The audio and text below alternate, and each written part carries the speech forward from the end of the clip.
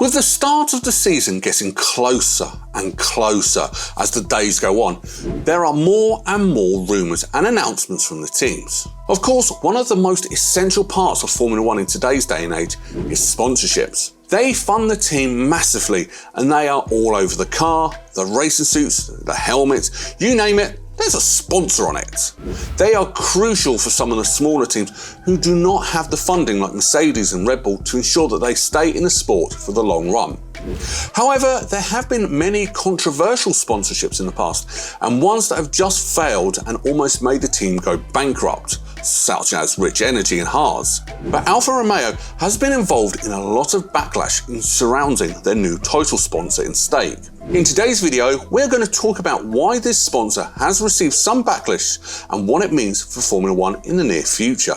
Let's get right into it. Sponsorship and partners of Formula One teams are key to making sure that each team succeeds, and to be honest, if Formula One banned them, we would have no teams or drivers on the grid, so they must be in the sport. Before the start of the season, each team will come out and announce their partnership with other brands and companies as they prepare for the start of the season in Bahrain. We see sponsors on cars all the way from crypto sponsorships to even Google on the McLaren. There is a wide variation that we see on the car. As the title suggests, Alfa Romeo has chosen Stake as a partner, and they have received a lot of backlash from this. But why? Well, we will tell you soon, but first we're going to give you a little background on Stake and what exactly they are and do. Stake is pretty much an online gambling and betting platform that uses crypto, which allows people to go online to their casinos and spend money, and their whole wealth is made up from people who gamble. Alfa Romeo in 2022 has their title sponsor being PK and All-In, who have decided to switch to AlphaTauri, and this means that in 2023, Alfa Romeo will be known as the Alfa Romeo Formula One Team Stake. If we're all being honest, does not sound best, does it? I mean, that was quite a mouthful to say in the script. Anyway, moving on. Stake is a very big name in other sports, with them being seen a lot in boxing, and they are the main sponsor of the Premier League team, Everton. So they clearly have a lot of money, and they've decided that Formula One will be their next entry. Now, 2023 will be the final year that Alfa Romeo will be in the sport, and it's more than likely that for 2024 and 2025, the team will be back being called Sauber, as of course in 2026, when we have the new engine regulations, Audi is set to take over the team as they acquired a majority stake. So we are not too sure how long this deal will be. Will Sauber keep them on board, or will they drop them? Or will Stake have a contract that will span everything past 2026 under the Audi brand? So overall, Stake does seem like they are a legitimate brand.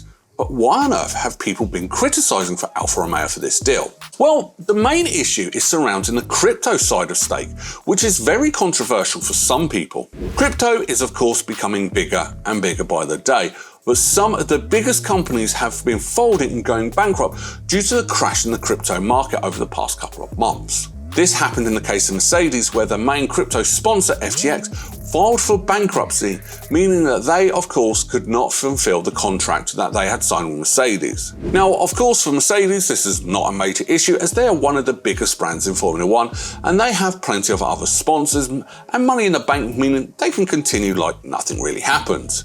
Now, the issue that this causes for some of the smaller teams is they could have signed a massive contract with one of those crypto sponsors, and they could easily go bankrupt, just like the case with FTX. Back to Alfa Romeo, who finished P6 in the Constructors' Championship last year, so they are not a team with a whole lot of money, so they have to be very smart with their partnerships and sponsors.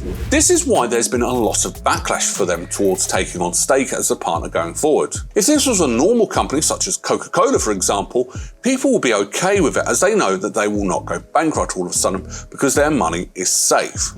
Going with a partner in Stake, which has received backlash in the past, is a huge risk, as the whole company relies on crypto, which is not guaranteed and could change at any point. Also, some people see it to be ethically wrong to promote gambling as something which could change someone's life for the worse.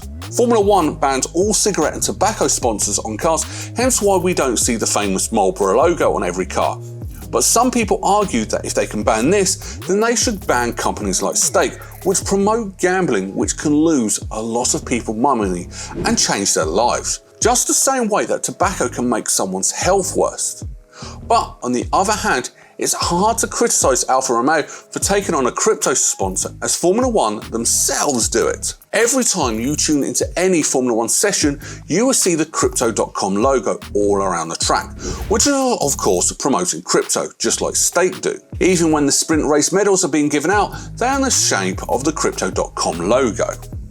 So it is more likely that Formula One will not ban any crypto sponsors themselves, as they enforce it as a brand, so it will be a long time before any type of ban on those crypto sponsors. For Alfa Romeo, who is not a team who have unlimited amounts of money, they have taken a big risk to put a lot of faith on a company to be their partner in Stake. Other teams in Red Bull have Oracle, which is a technology and data company, and Mercedes have Petronas, which is a fuel supplier. These teams have been very sensible and chosen partners who they know will be successful, and it's not a risk. Alfa Romeo has done the complete opposite.